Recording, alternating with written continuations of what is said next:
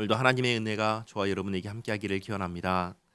오늘은 수넴 여인의 가정에서 일어난 일입니다. 8절에 하루는 엘리사가 수넴에 이르렀더니 거기에 한 귀한 여인이 그를 강권하여 음식을 먹게 하였으므로 엘리사가 그곳을 지날 때마다 음식을 먹으러 그리로 들어갔더라.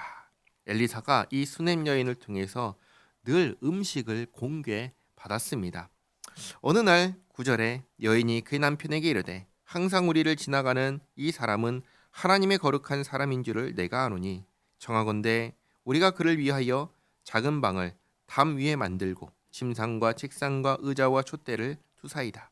그가 우리에게 이르면 거기에 머물리이다 하였더라.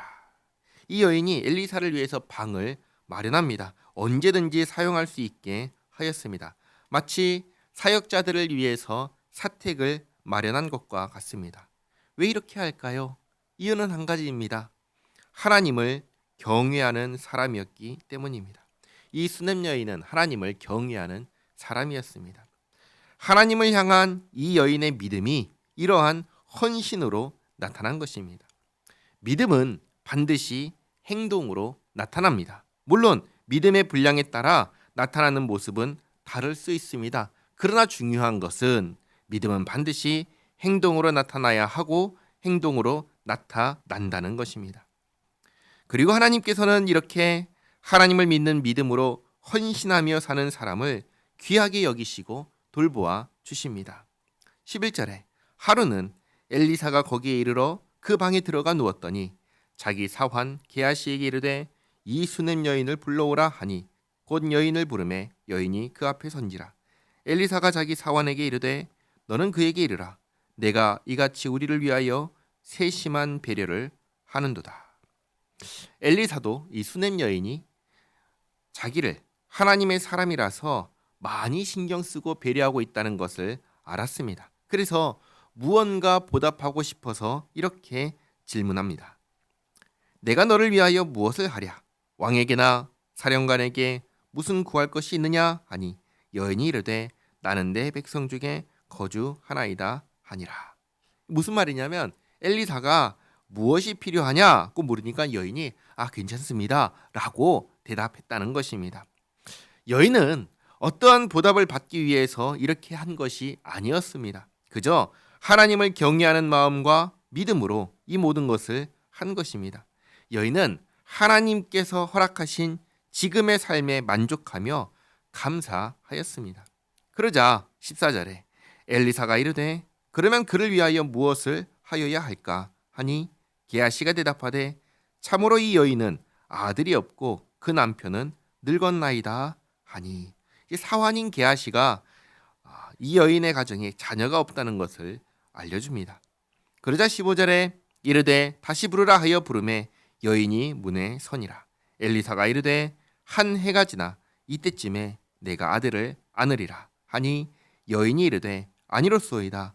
내 주 하나님의 사람이여 당신의 계집종을 속이지 마옵소서 하니라. 사실 이것은 전혀 예상하지 못한 일이었습니다. 왜냐하면 이미 남편은 늙어서 자녀를 낳을 수 없는 상태였기 때문입니다. 상식적으로 불가능한 일이었기에 이 말을 한 사람이 내 주 하나님의 사람이란 것을 분명히 알면서도 속이지 말라고 하면서 믿지 못한 것입니다. 그러나 하나님은 전능하신 하나님이십니다. 말씀하시면 반드시 이루시고 지키시는 하나님이십니다.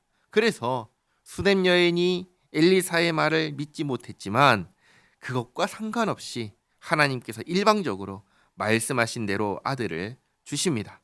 17절에 여인이 과연 잉태하여 한 해가 지나 이때쯤에 엘리사가 여인에게 말한 대로 아들을 낳았더라. 이제 잘 보시기 바랍니다. 수넴 여인은 아들을 얻고 싶어서 이 모든 일을 행한 사람인가요? 전혀 그렇지 않습니다. 그러니까 우리가 오해하지 말아야 할 것이 한 가지 있는데 그 뭐냐면 우리가 이렇게 헌신하면 하나님께서 우리가 원하는 것을 해주신다라고 오해해서는 안 된다라는 것을 말씀드립니다.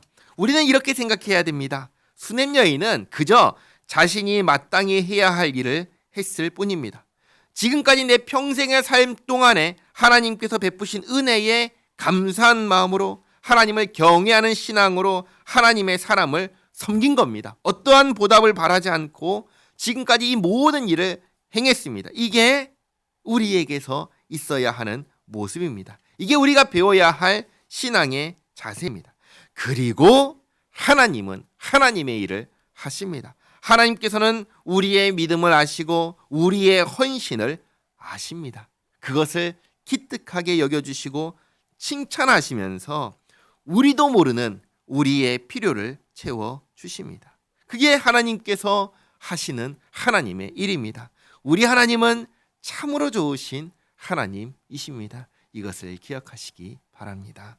기도하겠습니다. 하나님 감사합니다.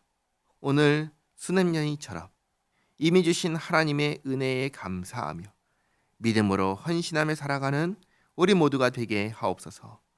언제나 우리의 필요를 먼저 아시고 부족함을 채워주시는 하나님의 은혜를 기억하며 더욱 하나님께서 기뻐하시는 삶을 살아가는 우리 모두가 되게 하옵소서. 예수님의 이름으로 기도하옵나이다. 아멘.